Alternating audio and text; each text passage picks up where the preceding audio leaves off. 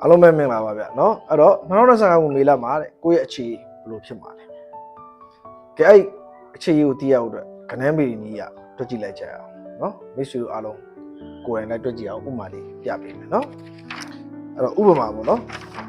ဥပမာ1995ခုနှစ်မတ်လ19ရက်မှာမွေးတဲ့လူတစ်ယောက်အဲ့ဒါဆိုလို့ရှိရင်1995ခုနှစ်မတ်လဆိုတော့3เนาะ19ရက်ပေါင်းလိုက်ရင်အားလုံးပေါင်း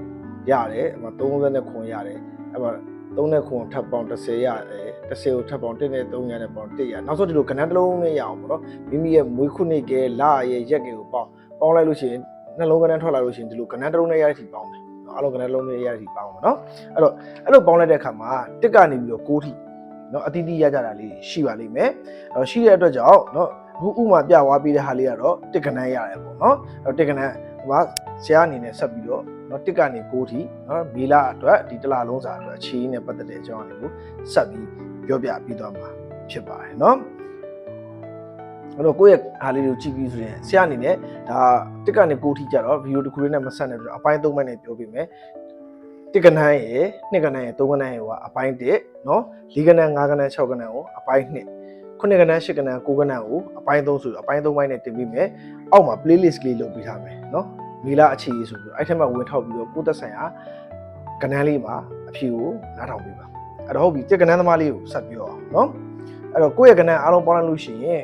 1ရတယ်ဆိုလို့ရှိရင်နော်1ကဏ္ဍသမားတဲ့မေလမှာတဲ့တင်းအနေနဲ့ချစ်သူကိုကိုယ့်ရဲ့အချစ်သူကဥဆောင်ကိုယ့်ရဲ့အချစ်တွေကိုချစ်သူကိုယ့်ရဲ့အချစ်တွေကိုဥဆောင်ဖော်ပြတဲ့တဲ့နော်တတိယလူဝင်လာနိုင်တယ်ဆိုတဲ့ချင်းချောက်မှုရှိနေပြီမဲ့တဲ့ကိုယ့်ရဲ့ယုံကြည်မှုနဲ့ညှော်မှန်းချက်ကကိုယ်ကယ်တင်ပါလိမ့်မယ်တဲ့ဟုတ်ပြီမိတ်ဆွေကပေါင်းချင်းနှစ်ရမယ်ဆိုရင်တော့တဲ့ချစ်သူရှိတဲ့လူတွေကတဲ့နော်တူညီတဲ့အချစ်တွေနဲ့အချစ်တွေတိုးတက်လာပါလိမ့်မယ်တဲ့နော်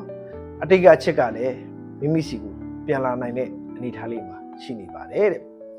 အဲ့တော့မိတ်ဆွေရဲ့ကဏ္ဍကပေါင်းလိုက်လို့3ရမယ်ဆိုလို့ရှိရင်အတိတ်ကချစ်သူကမက်ဆေ့ပို့ပြီးပြန်လဲဆက်သွယ်နိုင်ပါတယ်တဲ့ရင်ထဲမှာသိမပြောရတဲ့အကြောင်းအရာလေးတွေနဲ့ရင်ဆိုင်ရပွဲရှိနေပါတယ်တဲ့အားလုံးပဲကျေးဇူးတင်ပါတယ်ဗျာเนาะကြံတဲ့အပိုင်း2နဲ့3ကိုနောက်ဗီဒီယိုလေးမှာဆက်တင်ပြပါမယ်ကာစီတာဒုက္ခနဗျာပြည့်စုံပါစေနှုတ်ဆက်ပါတယ်เนาะအဲ့တော့မိတ်ဆွေရဲ့ပေါင်းချင်းကဏ္ဍပေါ့เนาะမိတ်ဆွေရဲ့မွေးတက်ကလေးရဲ့ပေါင်းချင်းကဏ္ဍကလည်းဘယ်လောက်ရရဆိုတာ comment လေးမှာရေးခဲ့ပြီးပါဦးဗျာเนาะအားလုံးပဲကျေးဇူးတင်ပါတယ်အကောင့်လေးကိုလည်း follow လုပ်ခဲ့ပြီးပါဦးဗျာเนาะမြတ်မြင်အောင် like and share လေးလုပ်ခဲ့ပြီးပါကျေးဇူးတင်ပါတယ်